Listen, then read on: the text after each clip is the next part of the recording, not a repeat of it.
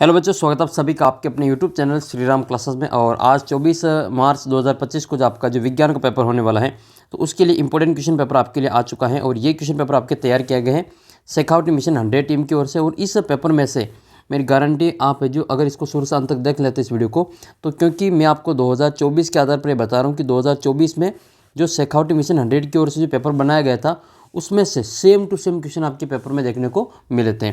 इसलिए मैं इस आपके 2025 के पेपर के लिए भी ये एक मॉडल पेपर आपके लिए अपलोड किया गया है। और इससे पहले मैंने एक वीडियो और अपलोड कर रखा, वो आप देख लेना, नहीं तो आप इस वीडियो में भी इसको इंक्लूड कर लेंगे। तो जो विद्यार्थी इस वीडियो को अच्छे से देख लेगा, तो मेरी गारंटी है वो आप जो 80 में से 75 प्लस तो आप आराम से कर पाएंगे। ये मेरी गारंटी, क्योंकि आपके जो लास्ट बार का जो मेरे को पता ही है कि शेखावटी मिशन जो टीम है, उनकी ओर से जो पेपर बोर्ड के जो पेपर बनाए जाते हैं, उसमें से हूबहू प्रश्न आपके जो छपते हैं। इसलिए मैं इस वीडियो को शुरू से अंत तक देखने के लिए कह रहा हूँ। और आपको चैनल को सब्सक्राइब कर लेना है। और ऐप के ऊपर मैंने आपके 2 टेस्ट डाल रखे हैं। एक तो आपने 160 प्रश्नों का टेस्ट दिया होगा और एक 156 प्रश्नों का टेस्ट। जिस विद्यार्थी ने ये दोनों टेस्ट दे दिए, मेरी गारंटी है कि आप जो आराम से 80 जो पास कर लेंगे, 80 में से 80 जो आप प्राप्त कर लेंगे। क्योंकि इस वीडियो के माध्यम से और इन दोनों टेस्ट के माध्यम से आपकी फुल तैयारी होने वाली है। पेपर की पीडीएफ वगैरह आपको अपने ऐप के ऊपर मिलेगी, तो ऐप को डाउनलोड कर लेना। और आपका जो आने वाला पेपर है गणित का, सामाजिक का और संस्कृत का, उसका भी फुल सॉल्यूशन आपको इसी चैनल के ऊपर मिलेगा। क्योंकि अपने जो मेन चैनल है उसके ऊपर 7 दिन के लिए अपलोडिंग बंद हो गई है। तो आप इसी चैनल को जो सब्सक्राइब करके रख लेना। और अपना जो व्हाट्सअप ग्रुप है इसको ज़रूर ज्वाइन करके रखें, ताकि आपका जो एक भी वीडियो वो मिस ना हो। और चैनल को सब्सक्राइब करके अब इस वीडियो को लाइक ज़रूर कर देना। तो आइए इस वीडियो को शुरू करते हैं। पहला प्रश्न आपके ये है कि रबी की फसल कौन सी है। इनमें से आपको रबी की फसल बतानी है, मक्का, धान, चना या सोयाबीन। तो करेक्ट आंसर हो जाएगा इसका आपके चना। रबी की फसल कौन सी होती है? रबी की फसल वो फसल होती है जो कि शीत ऋतु में बोई जाती है। शीत ऋतु का मतलब जो अक्टूबर नवंबर महीने में बोई जाती है और मार्च अप्रैल महीने में काटी जाती हैं। यानी कि अभी जो फसलें खड़ी है खेतों में या काट रहे हैं जिन फसलों को, वो रबी की फसल हैं। तो इसमें आपकी कौन कौन सी फसलें आ जाएगी? गेहूँ आ जाएगा, चना आ जाएगी, इसके अलावा जौ आ जाएगा, गेहूँ, चना, जौ, सरसों, मटर, अलसी। ये सभी आपके किसका उदाहरण है? सरसों, अलसी, ठीक है, और मटर, ये सभी आपके रबी की फसल के उदाहरण हैं। ये सभी फसलें जो सर्दी की ऋतु में बोई जाती हैं और गर्मी की ऋतु आते आते इसको काट ली जाती हैं। बात करें फिर हम इसमें खरीफ की फसल की, तो खरीफ की फसल जो होती है बच्चों, वो होती है अपने बारिश की ऋतु में। यानी कि जब वर्षा शुरू होती है, यानी कि अपना जो स्कूल खुलता है जुलाई महीने में, उस समय खेतों में जो फसलें बोई जाती हैं वो खरीफ की फसल होती है।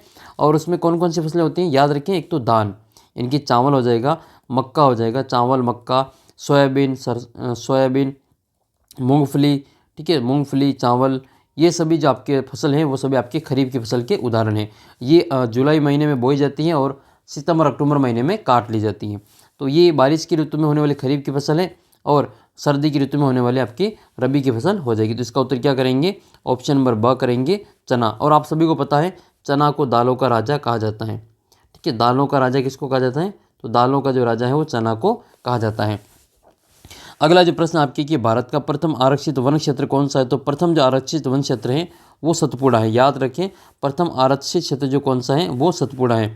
और रणथंभौर राष्ट्रीय उद्यान ये कहाँ पर स्थित है? तो रणथंभौर राष्ट्रीय उद्यान जो है वो अपने राजस्थान का जो सवाई माधोपुर जिला है वहाँ पर स्थित है। तो ये आपको याद करना है, ये सवाई माधोपुर जिले में है।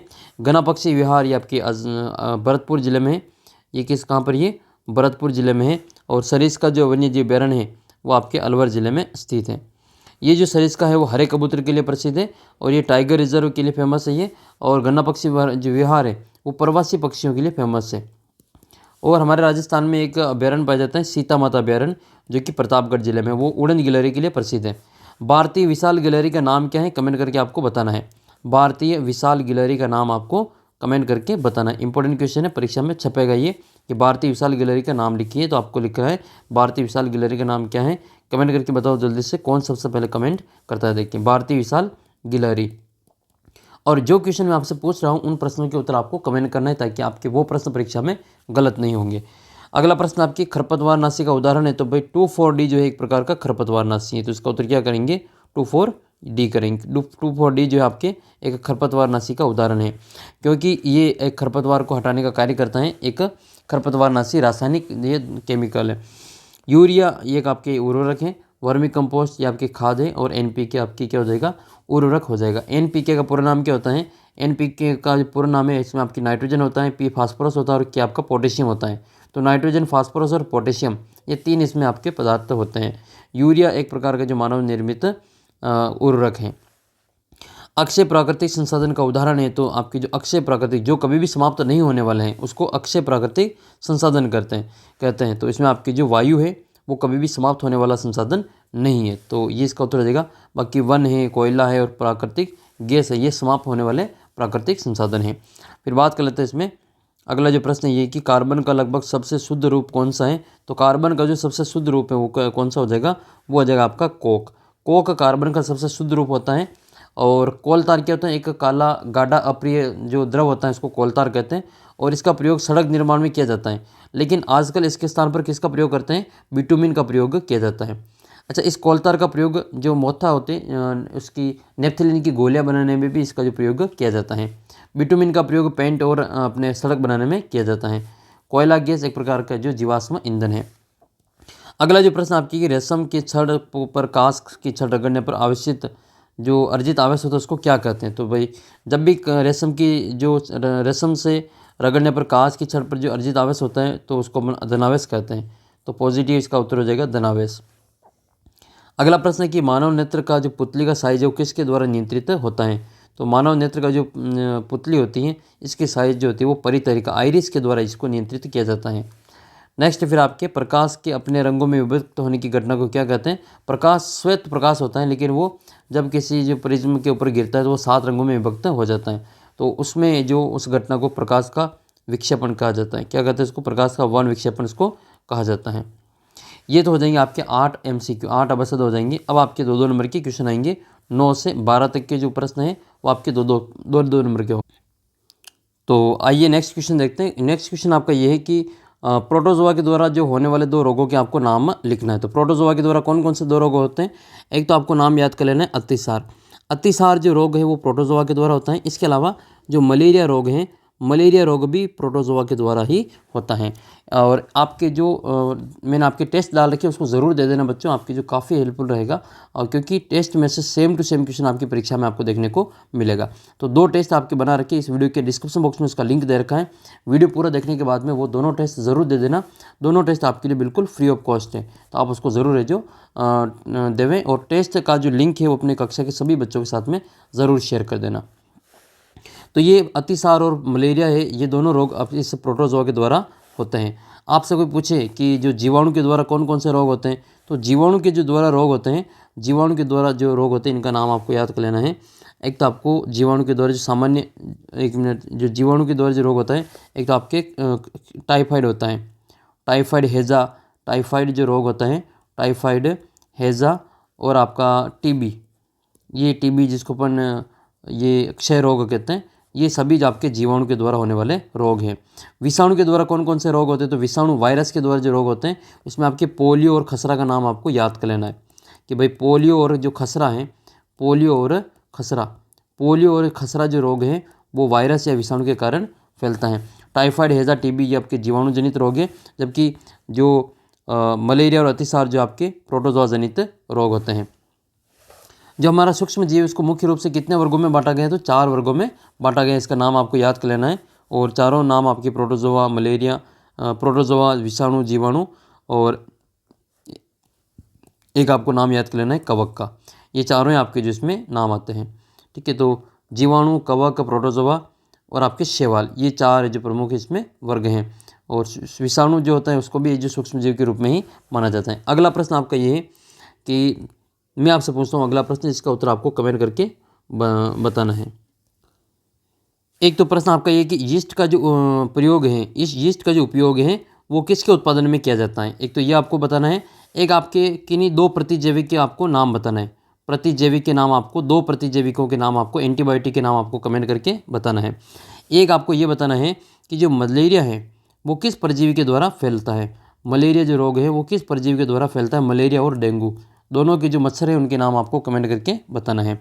और एक चीनी का अल्कोहल में परिवर्तन जो होता है वो किस प्रक्रम के द्वारा होता है। चीनी का जो अल्कोहल में परिवर्तन होता है वो किस प्रक्रम के द्वारा होता है। और इडली जो या फिर ब्रेड जो होती है वो फूल जाती है, उसका कारण क्या है? ये चारों प्रश्नों के उत्तर आपको जो कमेंट करके बताना है। नेक्स्ट जो क्वेश्चन आपके क्वेश्चन नंबर आपके 10 हैं। अगला जो क्वेश्चन आपका ये है कि आपको उष्मीयमान की परिभाषा लिखनी है और इसका मात्रक भी आपको बताना है कि उष्मीयमान क्या होता है, इसकी परिभाषा और इसका मात्रक आपको बताना है। तो उष्मीयमान क्या होता है? किसी भी ईंधन उष्मीयमान का मतलब आपको ये परिभाषा याद कर लेनी है कि किसी ईंधन के 1 किलोग्राम के पूर्ण दहन से प्राप्त ऊष्मा की जो मात्रा होती है उसका उष्मीयमान कहलाता है। और ईंधन के उष्मीयमान को किलो जूल प्रति किलोग्राम के मात्रक के द्वारा प्रदर्शित किया जाता है। इंपॉर्टेंट है, आपको उसको याद कर लेना है कि 1 किलोग्राम ईंधन के जलने से जो ऊर्जा प्राप्त होती है, उष्मा ऊर्जा प्राप्त होती है, उसको क्या कहते हैं? उष्मीयमान कहते हैं। और उष्मीयमान का जो मात्रक है वो किलो जूल प्रति किलोग्राम होता है। किलो जूल प्रति किलोग्राम आपको मात्रक याद कर लेना है। और किसका जो उष्मीयमान है वो सबसे ज़्यादा होता है, तो उसके लिए भी आपको ये वाला जो टेबल है सारणी वो याद कर लेनी है। सबसे ज़्यादा जो उष्मीयमान होता है वो हाइड्रोजन का होता है। सबसे ज़्यादा उष्मीयमान हाइड्रोजन का होता है और सबसे कम जो होता है वो लकड़ी और गोबर के उपले का होता है। आपके एक और पूछा जाता है कि ये जो एलपीजी गैस है उसका उष्मीयमान कितना होता है? तो एलपीजी गैस का जो उष्मीयमान है वो 55,000 होता है। और इसमें आपके सीएनजी और मेथेन जो होती है बायोगैस, इसका आपके 50,000 होता है। और पेट्रोल, डीजल और आपके मिट्टी का तेल, इसका 45,000 होता है। तो ये मुख्य रूप से आपको याद कर लेना है। फिर आपके प्रश्न आ जाए कि ये जो ग्लोबल वार्मिंग है वो किस कारण हो रही है? तो ग्लोबल वार्मिंग या विश्व उष्णन जो हो रहा है वो कार्बन डाइऑक्साइड की अधिक मात्रा के कारण हो रहा है। ये आपको अच्छे से याद रखना है। एक आपके आ जाए कि अम्ल वर्षा क्या है? तो अम्ल वर्षा जो होती है सल्फर और नाइट्रोजन के ऑक्साइड वर्षा जल में घुल जाते हैं और अम्ल बनाते हैं। ऐसी वर्षा को अम्ल वर्षा कहा जाता है जो हमारे फसलों को, भवनों को और मृदा के लिए बहुत ही हानिकारक होती है। प्रश्न ऐसे आ जाए कि जो जैसे ये आपका जो सीएनजी है वो स्वच्छ ईंधन कैसे है? सीएनजी एक स्वच्छ ईंधन है, कैसे? आपको पूछ लें तो आपको इसमें लिखना है कि मोटर वाहनों में जो ईंधन के रूप में डीजल और पेट्रोल का स्थान पर आजकल है जो सीएनजी, जिसका पूरा नाम क्या होता है? सीएनजी का पूरा नाम संपीड़ित प्राकृतिक गैस होता है, ले रहा है। क्योंकि सीएनजी सल्फर और नाइट्रोजन के ऑक्साइडों का उत्पादन कम मात्रा में करता है। जो सीएनजी होता है वो सल्फर और नाइट्रोजन के जो ऑक्साइड होते हैं इनका उत्पादन कम मात्रा में करता है, इसलिए सीएनजी एक प्रकार का है जो स्वच्छ ईंधन है। याद कर लेना, ये आपकी परीक्षा में जो 100% ये पूछा जाएगा। आपको इसमें मोमबत्ती की ज्वाला के विभिन्न क्षेत्र का जो नामांकित चित्र है वो याद कर लेना है। ठीक है, इसको अच्छी प्रकार से याद कर लेना है कि मोमबत्ती का जो नामांकित चित्र है, ज्वाला का नामांकित चित्र, उसको अच्छे से याद कर लेना है। इसके अलावा एक चीज़ आपको और याद करनी है कि जो सुनार होते हैं, सुनार वो ज्वाला के किस क्षेत्र का जो प्रयोग करते हैं? सोने चांदी को पिघालने के लिए ज्वाला के किस भाग का प्रयोग किया जाता है? कमेंट करके आपको इसका आंसर बता। फिर आपके नेक्स्ट जो क्वेश्चन है वो इस प्रकार से कि निषेचन किसे कहते हैं? निषेचन की आपको इसमें परिभाषा बतानी है। तो निषेचन क्या होता है? निषेचन की आपको परिभाषा लिखनी है इसमें ये कि जनन प्रक्रम का ये पहला चरण है कि जब शुक्राणु और अंडाणु का संलयन होता है तो शुक्राणु जो अंडाणु के संपर्क में आता है और इनमें से एक शुक्राणु अंडाणु के साथ संलित हो जाता है, तो शुक्राणु और अंडाणु का जो संलयन होता है उसको निषेचन कहा जाता है। तो ये आपको परिभाषा संलयन की याद करनी है, निषेचन की याद कर लें। और निषेचन के प्रक्रम में आपको ये चीज़ याद करनी है कि स्त्री यानी कि माँ के अंडाणु और नर यानी कि पिता के शुक्राणु का संयोजन होता है और अंततः एक नई संतति के कुछ लक्षण अपनी माता से और कुछ लक्षण अपने पिता से जो वंशानुगत होते हैं। एक आपके निषेचन के प्रकार आपको देख लेना है कि निषेचन कितने प्रकार का होता है। तो निषेचन अपने 2 प्रकार का होता है। निषेचन 2 प्रकार का होता है, एक तो आंतरिक निषेचन होता है और एक बाह्य निषेचन होता है। तो आंतरिक निषेचन में क्या होता है कि जब निषेचन है जो मादा के शरीर के अंदर होता है, जब निषेचन मादा के शरीर के अंदर होता है तो उसको आंतरिक निषेचन कहा जाता है। उदाहरण के लिए मनुष्य, गाय, कुत्ते, मुर्गी, ये सभी आपके आंतरिक निषेचन के उदाहरण हैं।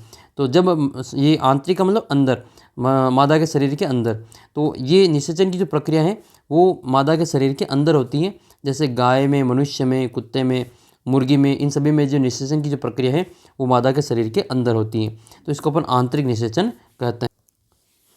लेकिन कुछ जीव ऐसे होते हैं जिनमें जो ये निषेचन की जो प्रक्रिया है वो मादा के शरीर के बाहर होती है। ठीक है, तो इसमें क्या होता है कि निषेचन जिसमें नर और मादा का युग्मक संलयन मादा के शरीर के बाहर होता है। निषेचन का एक प्रकार है जिसमें कि नर एवं मादा का युग्मक का संलयन जो होता है वो मादा के शरीर के बाहर होता है, इसलिए उसको बाह्य निषेचन कहा जाता है। और उदाहरण के लिए ये मछली में, स्टार फिश में और ये मेंढक में होता है। किन किन में होता है ये? मेंढक में, मछली में और स्टार फिश में। ये देखो मेंढक और मछली, ये आपको जो एक स्टार फिश, ये सभी आपके बाह्य निषेचन के उदाहरण हैं। एक आपको IVF का पूरा नाम याद कर लेना है कि IVF का पूरा नाम क्या होता है। तो IVF का पूरा नाम होता है, ठीक है, इन विट्रो फर्टिलाइजेशन। तो इसको इन विट्रो निषेचन कहा जाता है। शरीर के बाहर कृत्रिम निषेचन इसका पूरा नाम होता है। और इससे जो उत्पन्न शिशु होता है, ठीक है, तो इससे उत्पन्न शिशु को जो IVF तकनीक से जो शिशु उत्पन्न होता है, इस शिशु को क्या कहते हैं, परख नली शिशु कहा जाता है। ठीक है, तो इसको आप नाम याद रखना। इसके साथ ही आपको दो चीज़ और याद कर लेनी, एक तो जरायुज और एक आपके अनपरजक। तो जरायुज वे जंतु होते हैं जो सीधे ही बच्चे को यानी कि शिशु को जन्म देते हैं, उनको हम जरायुज जंतु कहते हैं। जैसे मनुष्य हो गया, गाय हो गया, कुत्ता हो गया, ये सभी जो जरायुज हैं। अनपरजक जंतु वे होते हैं जो अंडे देते हैं, जैसे मुर्गी हैं, पक्षी हैं, वो सारे के सारे पक्षी जो अपने अनपरजक के अंतर्गत आते हैं। एक मेंढक का जो टेडपोल में रूपांतरण होता है, तो उसका नाम आपको याद कर लेना कि मेंढक का जो टेडपोल होते हैं, छोटे छोटे जो मेंढक जो होता है, उसकी शुरुआत होती है मेंढक के अंडे से प्रारंभ एक वयस्क बनने की जो प्रक्रिया होती है, इसको ये जो चरण है, 3 स्पष्ट चरण है, इसके नाम आपको याद करना है, अंडा, टेडपोल और वयस्क। तो अंडा जो टेडपोल में यानी कि लार्वा होता है, इसको टेडपोल कहते हैं।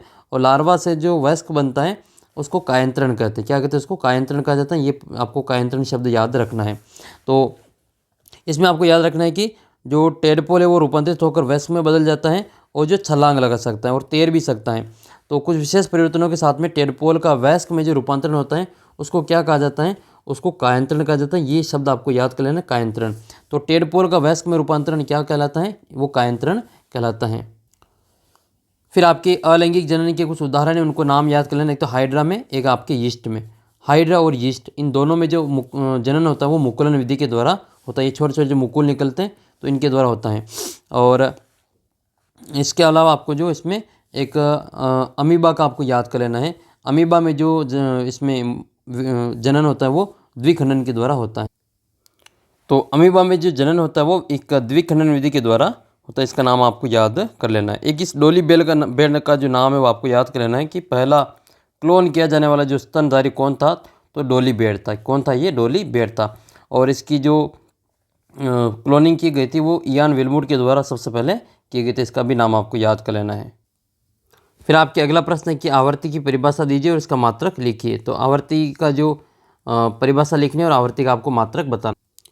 तो आवर्ती की परिभाषा आप ऐसे लिखेंगे कि प्रति सेकंड होने वाले दोलनों की संख्या को दोलन की आवर्ती कहते हैं। याद रखें इसको, परिभाषा को, कि 1 सेकंड में जो जितने भी दोलन होंगे उन दोलनों की संख्या को क्या कहते हैं? आवर्ती कहा जाता है। और आवर्ती को हर्ट्ज में मापा जाता है। याद कर लेना, आवर्ती को हर्ट्ज में मापा जाता है और इसको HZ से लिखा जाता है। ये आवर्ती का मात्रक है। ठीक है, आवर्ती का मात्रक क्या होता है? हर्ट्ज होता है। और 1 हर्ट्ज आवर्ती का एक दोलन प्रति सेकंड के बराबर होता है। 1 हर्ट्ज आवर्ती का मतलब क्या है? 1 दोलन 1 सेकंड में। यदि कोई वस्तु 1 सेकंड में 20 दोलन पूरी करती है तो उसकी आवर्ती कितनी हो जाएगी? 20 हर्ट्ज हो जाएगी। ये आपको याद रखना है। फिर आपके प्रश्न आ जाए कि ध्वनि की जो प्रबलता है वो किस पे डिपेंड करती है? तो ध्वनि की प्रबलता जो होती है उसके आयाम के वर्ग के समानुपाती होती हैं। अगर किसी ध्वनि का जो आयाम है वो दुगुना कर दिया जाए तो उसकी प्रबलता 4 गुनी हो जाएगी। प्रबलता का मात्रक क्या होता है? तो प्रबलता का जो मात्रक है वो डेसिबल है। ध्वनि की जो प्रबलता होती है उसको डेसिबल में मापा जाता है। याद कर लेना। और कुछ प्रमुख जो डेसिबल है वो आपको याद रखनी है। जैसे सामान्य जो श्वास होती है वो 10 डेसिबल की होती है। फुसफुसाहट जो होती है वो 30 डेसिबल की। और सामान्य जो बातचीत करते हैं वो 60 डेसिबल की होती हैं। औसत जो फैक्ट्रियाँ चलती हैं वो 80 डेसिबल में चलती हैं। और 80 डेसिबल से अधिक प्रबल जो शोर होता है वो शरीर के लिए कष्टदायक होता है। और एक चीज़ ये भी आपको याद कर लेना है कि जो ध्वनि की जो प्रबलता होती है वो आयाम पर निर्भर करती हैं। ठीक है, तो अगर किसी की जो ध्वनि का आयाम अधिक होगा तो उसकी जो प्रबलता भी ज़्यादा होगी। ध्वनि की आयाम अगर छोटा होगा तो उसकी जो ध्वनि होगी वो भी मंद होगी। तो याद रखिए ये प्रबलता आयाम पर निर्भर करती हैं और आवर्ती जो होती है वो उसके तारत्व पर निर्भर करती हैं। फिर आपको याद करना है कि हमारे जो मानव के जो कान है वो उसकी श्रव्य आवृत्ति कितनी है? तो हमारे जो मानव की कान की जो आवृत्ति का परास है वो 20 हर्ट्ज से लगाकर 20,000 हर्ट्ज तक की होती हैं। यानी कि हम जो ध्वनि सुनते हैं वो 20 हर्ट्ज से लगाकर 20 किलो हर्ट्ज तक की जो ध्वनि की आवृत्ति को हम यहाँ पे सुन सकते हैं। तो ये भी आपको अच्छे से याद कर लेना है। इससे कम भी नहीं सुन पाएगी और इससे ज़्यादा भी हम नहीं सुन पाते। फिर थोड़ा सा आपको शोर के बारे में देख लेना है कि जो अप्रिय ध्वनियाँ होती है उसको शोर कहा जाता है। अप्रिय ध्वनि को क्या कहते हैं? शोर कहते हैं। और ये हमें अच्छी नहीं लगती हैं। और जो हमारे कानों को सुखद लगती हैं, उस ध्वनि को सुस्वर ध्वनि कहा जाता है, उसको संगीत कहा जाता है। ठीक है, तो ये भी आपको अच्छे से याद कर लेना है। एक आपको ध्वनि प्रदूषण से कौन कौन सी हानियाँ होती हैं ये आपको बताना है। तो ध्वनि प्रदूषण से कई समस्या हो जाती है, जैसे अनिद्रा है, अति तनाव है, चिंता है, और बहुत सी स्वास्थ्य संबंधी जो विकार होते हैं वो ध्वनि प्रदूषण से उत्पन्न हो जाते हैं। और लगातार अगर प्रबल ध्वनि के प्रभाव में रहने वाला व्यक्ति जो सुनने की क्षमता भी वो धीरे धीरे जो स्थायी रूप से कम हो जाती हैं। तो ये सभी आप इसमें नाम लिखेंगे। फिर आपके अगला प्रश्न है स्तंभ 1 को स्तंभ ब से मिलान करना है। तो देखो स्तंभ अ को स्तंभ ब से मिलान करने के लिए आपके जुकाम और स्वाइन फ्लू जो है ये किसके द्वारा फैलते हैं, तो ये विषाणु के द्वारा फैलते हैं। डेंगू वायरस का जो वाहक है, तो डेंगू वायरस किसके द्वारा फैलता है, वो मादा एडिस मच्छर के द्वारा फैलता है।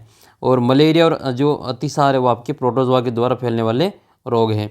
और टाइफाइड और क्षय रोग जो हैं वो आपके जीवाणु जनित रोग हैं। इसके अलावा जो हैजा होता है, हैजा भी आपका जो जीवाणु जनित रोग होता है। अगला प्रश्न है कि मोमबत्ती की ज्वाला का नामांकित चित्र बनाइए और ईंधन के ऊष्मीय मान को किस मात्रा के द्वारा प्रदर्शित किया जाता है वो लिखना है।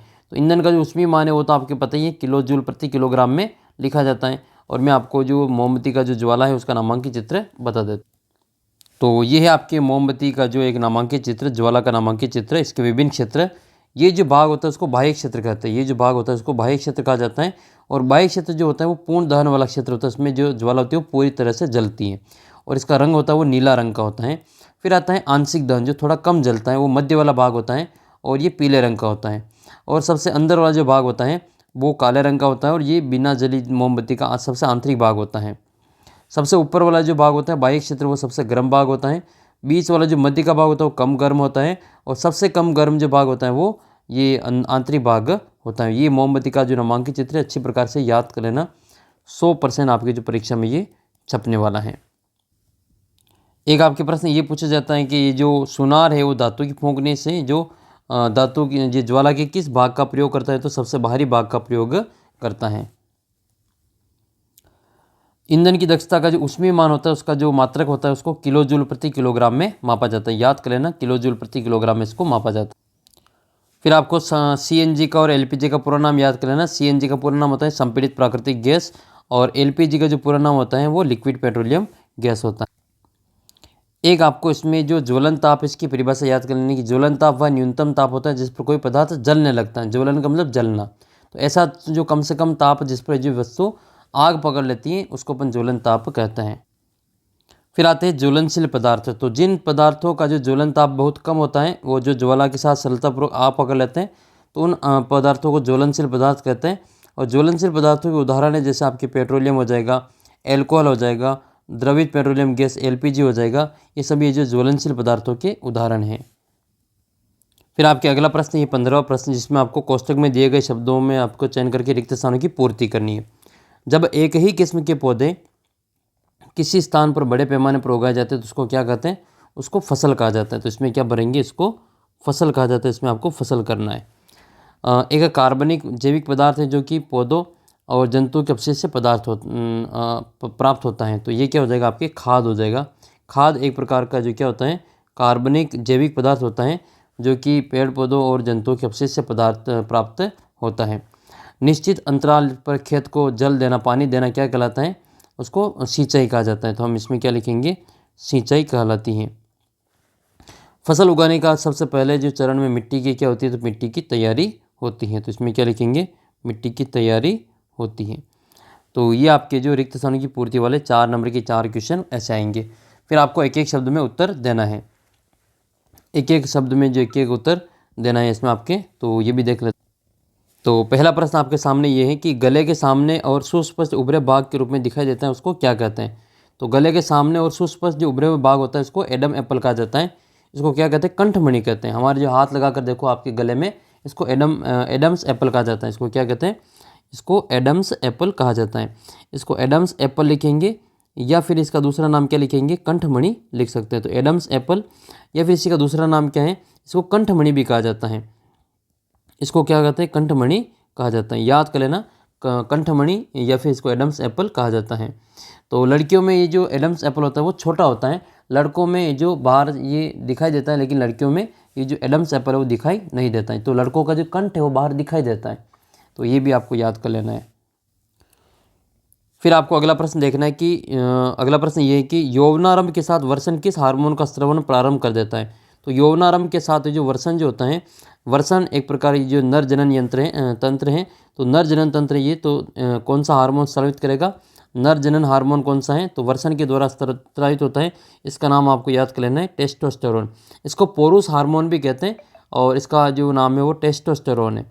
तो क्या लिखेंगे, इसको टेस्टोस्टेरोन लिखेंगे।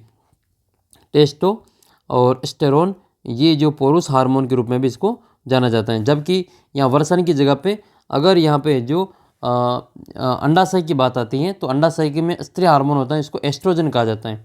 इसको क्या कहा जाता है, एस्ट्रोजन कहा जाता है। तो अंडाशय अगर होता है यहाँ पे वर्षण की जगह पे तो हम क्या लिखते हैं, इसमें एस्ट्रोजन लिखते हैं। तो अंडाशय एस्ट्रोजन और वर्षण जो होता है वो टेस्टोस्टेरोन के रूप में स्रावित करता है। फिर आपकी जो एक ग्रंथि होती है पीयूष ग्रंथि, जो कि सभी हार्मोनों को नियंत्रित करने का कार्य करती है, इसलिए इसको मास्टर ग्रंथि के रूप में भी जाना जाता है। तो सभी जो हार्मोनों को नियंत्रित करने का काम कौन करता है, पीयूष ग्रंथि करती है। और पीयूष ग्रंथि को ये पीयूष ग्रंथि जो होती है वो अंडाणु और शुक्राणु को जो परिपक्व होने को नियंत्रित करता है। तो ये भी आपको याद रखना है, ये पीयूष ग्रंथि का कार्य, और पीयूष ग्रंथि को ही मास्टर ग्रंथि के रूप में जाना जाता है। तो ये दोनों नाम आपको याद कर लेना है। फिर आपके अगला प्रश्न है कि थायराइड ग्रंथि से स्रावित हार्मोन में थायरॉक्सिन जो हार्मोन उसकी कमी से कौन सा रोग होता है। तो याद कर लेना, जो थायराइड ग्रंथि है उसके द्वारा जो स्रावित हार्मोन है वो थायरॉक्सिन हार्मोन है, और इसकी कमी से जो रोग होता है वो गलगंड या गेंगा रोग होता है। कौन सा रोग होता है, गलगंड या फिर इसको गेंगा रोग कहते हैं, इसको अवट्टू रोग भी कहा जाता है। तो ये भी आपको याद कर लेना है। ये जो मेंढक है, मेंढक के लार्वा से वयस्क में बनने का जो परिवर्तन होता है उसको क्या कहते हैं, उसको कायंत्रण कहते हैं। उसको क्या कहते हैं, उसको कायंत्रण कहा जाता है। ऊपर हमने चर्चा कर ली थी इसकी, याद रखें इसको। इसके अलावा आपको पूछे कि इंसुलिन कौन सी ग्रंथि के द्वारा कौन सा हार्मोन स्रावित होता है, तो इंसुलिन जो है वो आपके अग्न्याशय ग्रंथि के द्वारा स्रावित होता है, और एडिनल ग्रंथि के द्वारा एडिनलिन हार्मोन, और पीयूष ग्रंथि के द्वारा जो हार्मोन स्रावित होता है वो वृद्धि हार्मोन होता है, और व्यक्ति की वृद्धि के लिए आवश्यक होता है।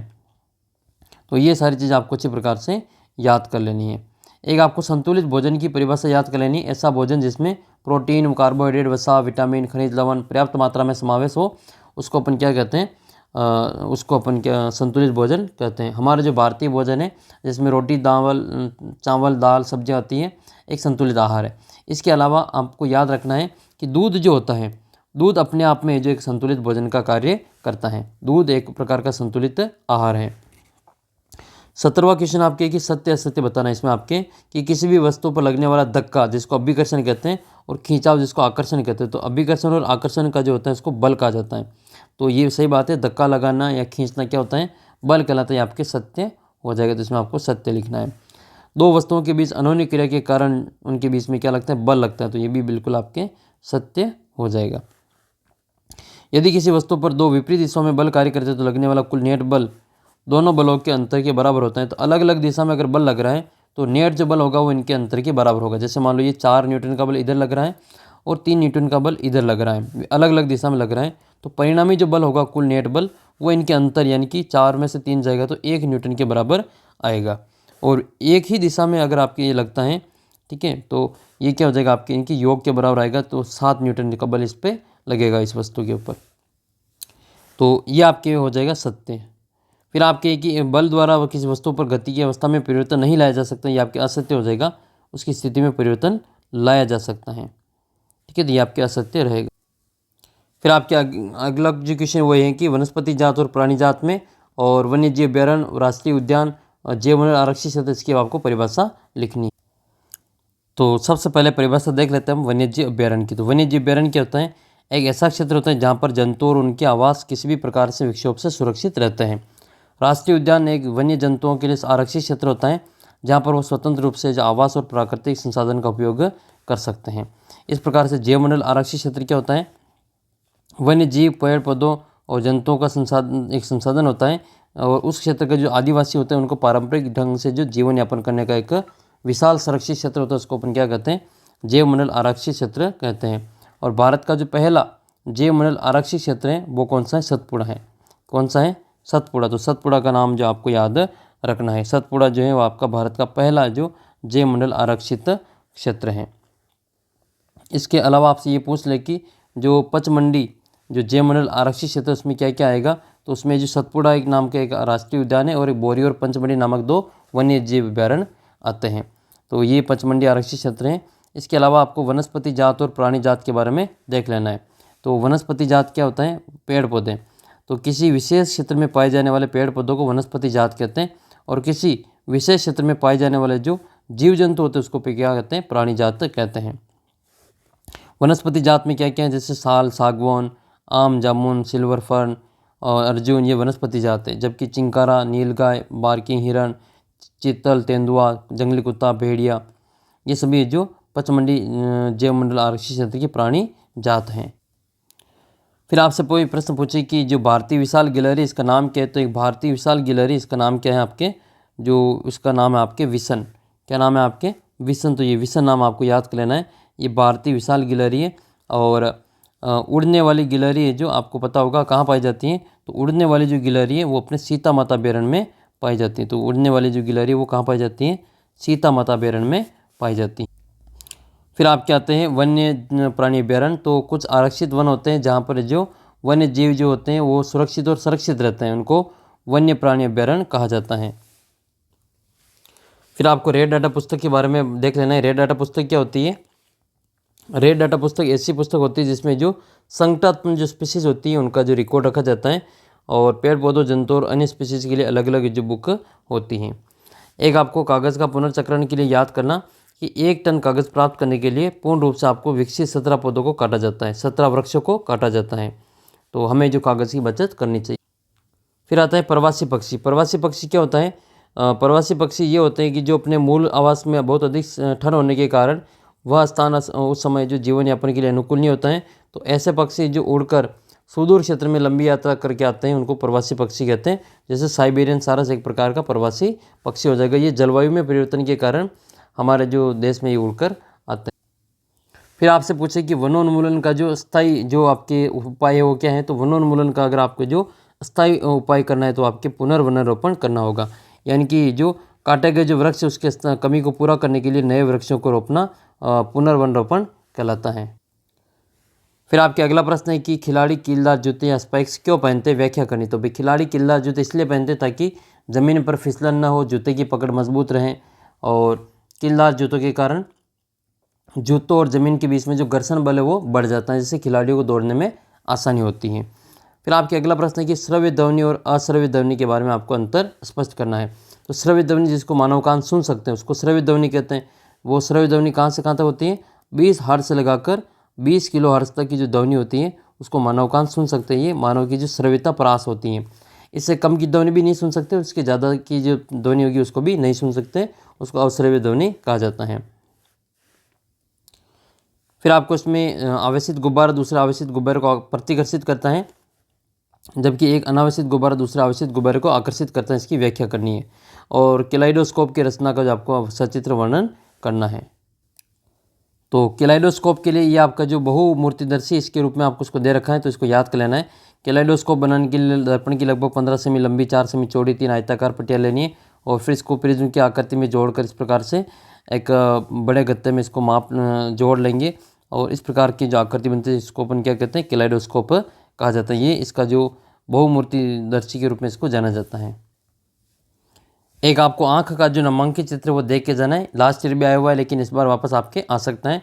तो ये आंख का जो नामांकित चित्र उसको याद कर लेना है। नेत्र में जो प्रकाश की जो मात्रा को नियंत्रित करने का कार्य कौन करता है, तो आपको परितरिका का नाम आपके याद कर ले। एक आपको याद रखना है कि वह न्यूनतम दूरी जिस पर जो नेत्र वस्तुओं को स्पष्ट देख सकता है तो उसको क्या कहते हैं? सुस्पष्ट बिंदु कहते हैं। और सामान्य नेत्र के लिए पढ़ने की जो सुविधाजनक दूरी होती है वो सुस्पष्ट दूरी कितनी होती है? न्यूनतम तो 25 सेंटीमीटर होती है, और दूर की वस्तु की बात करें तो वो अनंत होती हैं।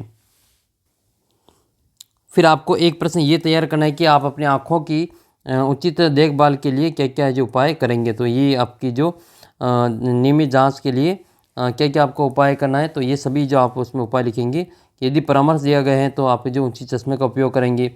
नेत्रों के लिए बहुत कम या बहुत अधिक प्रकाश हानिकारक होता है, तो अपर्याप्त मात्रा से जो नेत्र खिंचाव होता है, और जो ज़्यादा जो प्रकाश की मात्रा भी हमारी आँखों के लिए हानिकारक होती है। तो ये सभी आप इसमें लिखेंगे 4-5 का। कभी भी अपने नेत्रों को जो अब रगड़ना नहीं चाहिए। कोई धूल कण आप अगर आँख में गिर जाता है तो उसको स्वच्छ पानी से धोना चाहिए, और यदि कोई सुधार ना हो तो डॉक्टर के पास में जाना चाहिए। पठन सामग्री, जो पढ़ने की जो सामग्री है वो सदैव सामान्य दूरी से जो दूर रखकर पढ़ना चाहिए। ठीक है, ये सारी चीज़ आप इसमें लिखेंगे। फिर आपके अगला प्रश्न है कि सीएनजी और एलपीजी का ईंधन के रूप में उपयोग करने से क्या क्या लाभ है। तो वो तो मैंने आपको पहले बता दिया कि सीएनजी जो है वो कम प्रदूषक गैस होती है, और एलपीजी भी जो आदर्श ईंधन होता है ये कम प्रदूषण फैलाने का कार्य करते हैं। तो एक तो ये याद रखना है। इसके अलावा आपके अगला प्रश्न है कि वनोन्मूलन के परिणाम लिखिए। वनोन्मूलन के क्या क्या परिणाम होंगे, और गर्भस्थ शिशु का लिंग निर्धारण का सचित्र वर्णन करना है। तो ये आपके वन उन्मूलन और इसके कारण। तो वन उन्मूलन हो क्यों रहा है, तो वन उन्मूलन का प्रमुख कारण तो ये कि वनों को समाप्त करना। मतलब क्या होता है वनोन्मूलन का, तो वनोन्मूलन का मतलब होता है वनों को समाप्त करके भूमि को और अन्य कार्यों के लिए उपयोग करना। वन की जो वृक्ष है इसकी कटाई करना। तो किस कारण कटाई की जाती है, तो कृषि भूमि के लिए कटाई करते हैं, घरों और कारखानों के निर्माण के लिए, फर्नीचर बनाने के लिए और लकड़ी का ईंधन के रूप में उपयोग करने के लिए पेड़ पौधों को काटा जा रहा है। इसके अलावा आप इसमें याद रखेंगे दावानल और आपकी जो भीषण सूखा है वो भी वनोन्मूलन के कुछ प्रमुख प्राकृतिक कारण हैं। दावानल का मतलब क्या होता है, जो जंगल में आग लगती है उसको दावानल कहा जाता है। तो वनोन्मूलन के परिणाम क्या क्या हैं, तो वनोन्मूलन से जो पृथ्वी का जो ताप है और प्रदूषण का स्तर वो बढ़ रहा है। इसके अलावा वायुमंडल में जो कार्बन डाइऑक्साइड का स्तर है वो भी बढ़ता जाता है। भूमि का जो जल स्तर है वो निम्नीकरण हो जाता है, और वनोन्मूलन से प्राकृतिक संतुलन प्रभावित होता है। और अगर इसी प्रकार से जो वृक्षों की कटाई होती रही लगातार, तो फिर ये जो वर्षा और भूमि की उर्वरता में कमी आ जाएगी। इसके अतिरिक्त बाढ़ और सूखे जैसी प्राकृतिक आपदाओं की संभावना बढ़ जाएगी। प्रकाश संश्लेषण की क्रिया से जो भोजन, पौधों में जो भोजन बनाने के लिए कार्बन डाइऑक्साइड की आवश्यकता होती है। कम वृक्षों का अर्थ है कि कार्बन डाइऑक्साइड का उपयोग कम होना, और वायुमंडल में जो कार्बन डाइऑक्साइड की जो मात्रा है वो बढ़ जाएगी, और इस कारण से जो सूखा पड़ने की जो वर्षा की दर है वो कम हो जाएगी, और सूखा की जो दर है वो बढ़ जाएगी। फिर आपके मनुष्य में जो संतति का जो लिंग निर्धारण किस प्रकार से होता है, तो आप यानी कि जो होने वाला जो बच्चा है वो लड़का होगा या लड़की, ये कैसे जो डिपेंड करता है। तो ये आपको याद कर लेना है कि मनुष्य के जो अंदर जो 46 गुणसूत्र पाए जाते हैं, और 23 जो गुणसूत्र के जोड़े पाए जाते हैं। जिसमें 2 गुणसूत्र यानी कि एक जोड़ी लिंग गुणसूत्र होता है जिसमें एक्स और वाई कहते हैं, और पुरुष में तो एक्स और वाई होता है, और स्त्री में जो दोनों एक्स होते हैं। जबकि महिला में जो एक्स दोनों एक्स होते हैं, और जबकि पुरुष में दोनों एक्स और वाई होते हैं। युग्मक यानी कि एक अंडाणु और शुक्राणु का जो जोड़ा है, इसमें से गुणसूत्रों का एक जोड़ा होता है, और ये जो इस प्रकार से ये संलयित होते हैं। तो इसमें आपको याद रखना है ये कि अगर ये वाला इसमें आपको याद कर लेना है शुक्राणु, कि अगर पिता से जो वाई शुक्राणु और माता से एक्स शुक्राणु है तो ये एक्स वाई यानी कि क्या होगा, ये लड़का होगा। और पिता से एक्स शुक्राणु और माता से भी एक्स शुक्राणु, तो ये क्या बनेगी, एक्स एक्स बनेगा, और ये क्या हो जाएगी, लड़की हो जाएगी। तो लड़का और लड़की का जो लिंग निर्धारण है वो पिता पे डिपेंड करता है, पिता पर निर्भर करता है, न कि माता पर। और यहाँ पर जो ग्रंथियाँ हैं उनका नाम आपको याद कर लेना है। पीयूष ग्रंथि है, ये थायराइड ग्रंथि है, एडिनल ग्रंथि है, अग्न्याशय ग्रंथि है। स्त्रियों में अंडाशय की स्थिति है, और पुरुषों में या नर में वर्षण की स्थिति है। ये आपके जो प्रमुख जो ग्रंथियाँ इनका भी नाम आपको याद करना है। फिर आपके अगला प्रश्न है कि पेट्रोलियम निष्कर्षण को समझाइए और विभिन्न इसके जो संघटक इनका उपयोग इनका सारणीबद्ध कीजिए। तो पेट्रोलियम की जो परिष्करण होता है इसको समझाना है, और कौन कौन से इसके घटक होते हैं। जैसे पेट्रोलियम का जो पेट्रोल है, डीजल है, मिट्टी का तेल है, प्राकृतिक गैस है, कोल तार है, ये सभी आपको इसमें समझाना है। भारतीय विशाल गिलहरी का आपको नाम बताएं, तो भारतीय विशाल गिलहरी का नाम क्या है, विसन है। नाम याद कर लेना, क्या है, विसन है। और बाघ परियोजना का उद्देश्य क्या है, तो बाघों का संरक्षण इसका प्रमुख उद्देश्य है। ऋतुस्राव क्या होता है, मनुष्य की अंतःस्रावी ग्रंथियों को प्रदर्शित करने वाला नामांकित चित्र बताइए।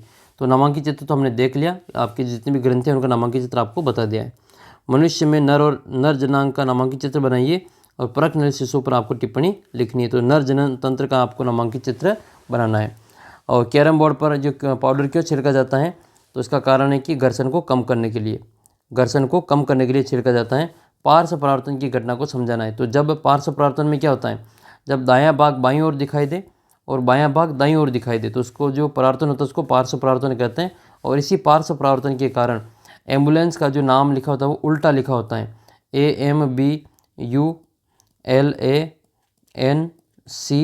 इस प्रकार से वो लिखा होता है। तो ये एम्बुलेंस के ऊपर इस प्रकार से नाम ये लिखा होता है। तो ये पार्श्व प्रवर्तन के कारण लिखा होता है। अगला प्रश्न फिर आपके हैं कि मादा का जनन अंग का नामांकित चित्र बनाना है और अलैंगिक जनन की 2 विधियों का सचित्र वर्णन करना है। तो मादा का जो जनन अंग है उसका आपको नामांकित चित्र बना करके अलैंगिक जनन की 2 विधियाँ, जैसे आपके अमीबा में द्विखंडन और आपके जो हाइड्रा है उसमें आपके हाइड्रा में और यीस्ट में, इनमें आपके मुकुलन का जो सचित्र आपको वर्णन बताना है। घर्षण हानिकारक है परंतु अनिवार्य है, क्यों है स्पष्ट कीजिए। ठीक है, तो आपको इसका वर्णन करना है। जैसे घर्षण शत्रु और मित्र है वैसे आपको उसको बताना है। विक्षेपण किसे कहते हैं और मानव नेत्र का आपको नामांकित चित्र का वर्णन करना है। विद्युत धारा का रासायनिक प्रभाव को सचित्र समझाइए और द्रव जो बर्तन होते हैं वो द्रव की दीवारों पर दाब डालता है, उसका सचित्र वर्णन करना है। और क्रोमियम धातु का विद्युत लेपन की प्रक्रिया के द्वारा अनेक वस्तुओं पर लेपन किया जाता है, प्रमुख उदाहरण लिखिए। तो इसमें वो साइकिल का हैंडल है, रिम है, पानी की टोटी है, ये सभी आप इसमें उदाहरण लिखेंगे। गुरुत्वाकर्षण बल पर आपको टिप्पणी लिखनी है। तो पृथ्वी की ओर आकर्षित जो वस्तुएं, जो बल पृथ्वी की ओर लगता है वस्तुओं को आकर्षित करता है, उसको गुरुत्वाकर्षण बल कहा जाता है। और द्रव की जो बर्तन की जो दीवार है वो द्रव पर दाब डालती है, इसका सचित्र वर्णन करने के लिए आपकी किताब में जो डायग्राम दे रखा है तो वो वाला डायग्राम आपको अच्छे से बना लेना है। तो ये था आज का इसमें आपके ये पेपर। और आपने ये वाला पेपर तो देख ही लिया होगा, नहीं देखा तो आप ज़रूर देख लेना। ठीक है, इंपॉर्टेंट क्वेश्चन पेपर है ये दूसरा वाला भी, और इसका टेस्ट आपको ऐप के ऊपर मिल जाएगा। इसकी पीडीएफ भी आपके ऐप के ऊपर डाल रखी है। जैसे कल्टीवेटर का क्या उपयोग है, तो भाई कल्टीवेटर का जो उपयोग है वो कल्टीवेटर जो इसमें जुताई करने में काम आता है। निराई जो खरपतवार में काम आती है, सिंचाई पानी देने के लिए होता है, और कटाई फसल की काटी जाती है। तो हार्वेस्टर इसमें काम में लिया जाता है। वनोन्मूलन का स्थायी हल क्या है, तो आपके पुनर्वन रोपण इसका उत्तर रहेगा। साइलो का उपयोग कहाँ पर होता है, तो भंडारण में किया जाता है। सबसे कम प्रदूषक ईंधन कौन सा है, तो फिर आपके जो सीएनजी हो जाएगा, ये सबसे कम प्रदूषक ईंधन हो जाएगा। इसका पूरा नाम क्या है कमेंट करके बताओ। एलपीजी का भी पूरा नाम कमेंट करके बताना है। अप्रिय काला गाढ़ा द्रव कोलतार को कहा जाता है। ठीक है, अप्रिय काला गाढ़ा द्रव कोलतार को कहते हैं। भूकंप आने के कारण पृथ्वी की प्लेटों की गति है। समतल दर्पण में बना प्रतिबिंब कैसा होता है, तो सीधा बनता है। ठीक है, तो ये भी आपको याद रखना है। नेत्र का उभरा हुआ भाग जो पारदर्शक होता है उसको क्या कहते हैं, कार्निया कहा जाता है। नेक्स्ट फिर संचरणीय रोग जो हवा, प्रकाश या पानी के द्वारा फैलता है उसको संचरणीय रोग कहते हैं। कार्बन डाइऑक्साइड गैस एक उत्तम अग्निशमक क्यों है, तो ये अग्नि बुझाने में काम आती है। शुक्राणु का पूंछ है जो उसको गति के लिए काम करता है। और ध्वनि प्रदूषण मानव के लिए किस प्रकार हानिकारक है, तो वो उसके जो ऊंचे जो ध्वनि प्रदूषण होता है उसके कारण जो मनुष्य चिड़चिड़ा हो जाता है, और ध्वनि प्रदूषण से कई जो मानसिक रोग हो जाते हैं। खरपतवार हटाने की जो प्रक्रिया होती है उसको क्या कहते हैं, उसको निराई कहा जाता है। और खाद एक कौन सा पदार्थ है, तो खाद एक प्राकृतिक पदार्थ होता है। खाद एक प्राकृतिक पदार्थ है। क्षतिग्रस्त बीज जो होते हैं वो वजन में हल्के होते हैं। कैसे होते हैं, हल्के होते हैं। मिट्टी में डालने की प्रक्रिया को बुआई कहते हैं, तो मिट्टी में बीज डालने की प्रक्रिया को बुआई कहा जाता है। एलपीजी और लकड़ी की जो ईंधन के रूप में तुलना करनी की, एलपीजी जो ये कम प्रदूषक होती है और लकड़ी जो बहुत ही प्रदूषक ईंधन होता है। मिलान करना है जीवाणु, तो ये इसका हो जाएगा हैजा, जीवाणु से फैलता है। राइजोबियम नाइट्रोजन का स्थिरीकरण करता है। और विषाणु जो होता है वो एड्स का कारक होता है। और लैक्टोबैसिलस ये दूध को दही में बदलने का कार्य करता है। सत्य असत्य बताना है, तो किसी बल किसी वस्तु की आकृति में परिवर्तन नहीं कर सकता है, तो ये बिल्कुल गलत है। ठीक है, ये कर सकता है। मांसपेशियों के द्वारा लगने वाले बल को पेशी बल कहते हैं, ये बिल्कुल सत्य है। घर्षण बल असंपर्क बल का उदाहरण है, तो ये गलत हो जाएगा। घर्षण बल जो आपके संपर्क बल का उदाहरण है। दो वस्तुओं के मध्य लगने वाला दो आवेशित वस्तुओं के मध्य एक बल लगता है, तो ये भी आपके सही है। उसको अपन जो चुंबकीय बल के रूप में या स्थिर विद्युत बल के रूप में जानते हैं। जनन अंगों का परिपक्व होना किसके द्वारा नियंत्रित होता है, तो ये हार्मोन के द्वारा नियंत्रित होता है। रुधिर में नमक की मात्रा जो एड्रिनल हार्मोन होता है या एड्रिनलिन हार्मोन, तो एड्रिनलिन हार्मोन के द्वारा नियंत्रित होती है। मधुमेह जो रोग होता है वो अग्न्याशय ग्रंथि से संबंधित है। मधुमेह रोग अग्न्याशय ग्रंथि से संबंधित है। एड्स रोग का जो वायरस है इसका है HIV। ठीक है, ह्यूमन इम्यूनो डेफिशिएंसी वायरस होता है। फिर आपके इसमें टिप्पणी लिखनी है संकटात्मक और विलुप्त स्पीसीज पे और वन्य जीव प्राणी और जैव मंडल आरक्षित क्षेत्र के ऊपर। व्याख्या करने की सर्पी घर्षण जो है स्थिति घर्षण से कम क्यों होता है। मानव कान का नामांकित चित्र और इसमें ध्वनि संचरण के लिए माध्यम की आवश्यकता होती है। वर्णन करना है। तड़ित चालक क्या है, भवनों को तड़ित से कैसे बचाता है, वर्णन करना है। परावर्तन की परिभाषा लिख के आपको नियमित और विस्तृत परावर्तन का चित्र बनाकर आपको वर्णन करना है। तो आपको मैंने बताया ये चित्र जो समतल होता है तो ये आपकी जो नियमित परावर्तन हो जाएगा, और पृष्ठ अगर खुरदरा है तो वो आपकी विस्तृत परावर्तन होगा। पेट्रोलियम निर्माण की प्रक्रम को समझाना है। जीवाश्म ईंधन के प्राकृतिक संसाधन का नाम लिखना है। मानव का जो वाक यंत्र है उसका आपको नामांकित चित्र बनाना है। पेट्रोल डीजल बचाने के लिए वाहन चालकों को क्या क्या सुझाव देंगे, तो PCRA के द्वारा जो आपको जो सुझाव दिए गए उनका नाम, चारों सुझाव आपको अच्छे से यहाँ पे लिख लेना है। जैव विविधता संरक्षण के उपाय बताने हैं। किशोरावस्था को परिभाषित करनी है, तो टीन एज जो होती है 13 to 19, तो 13 साल से 19 वर्ष की जो उम्र होती है उसको अपन किशोरावस्था के रूप में जानते हैं, टीन एज के रूप में जाना जाता है। 13, 14, 15, 16, 17, 18, 19, इसको टीन एज कहते हैं। तो यौनारंभ के समय शारीरिक परिवर्तनों की आपको सूची बनानी है। मेंढक में जो कायंत्रण है उसका सचित्र वर्णन करना है। कमानीदार तुल्य का आपको नामांकित चित्र बनाकर उपयोग लिखना है। आपतन कोण और परावर्तन कोण बराबर होते हैं, इसके लिए एक नामांकित चित्र बना लेना है। ये निषेचन कितने प्रकार का होता है, तो 2 प्रकार का होता है। निषेचन का सचित्र वर्णन आपको इसमें करना है। बेल लिपि क्या है, इसका जो संक्षिप्त वर्णन करना है। और सर्पी घर्षण सत्य घर्षण से कम क्यों होता है, इसका वर्णन करना है। इसके अलावा आपके अगला जो प्रश्न है वो इस प्रकार से है ये कि विद्युत लेपन, ये जो दे रखा आपके ये कि विद्युत लेपन किसे कहते हैं, और 2 उपयोग लिखना, और सरल जो परिपथ है विद्युत लेपन का उसका नामांकित चित्र बनाना है। दाब की परिभाषा, एकांक क्षेत्रफल पर लगने वाले जो बल को दाब कहते हैं। दाब का सूत्र बल बटा क्षेत्रफल होता है, इसका मात्रक पास्कल होता है। नींबू के रस में विद्युत चालन का जो परीक्षण का सचित्र वर्णन करना है। उदाहरण के द्वारा समझे कि बल किसी वस्तु की आकृति में परिवर्तन कर सकता है। तो लगभग मैंने आपको सभी प्रश्नों के उत्तर इसमें बता दिए हैं। इस प्रकार से आपके कोई भी क्वेश्चन आए तो आपको पूरा कर लेना है।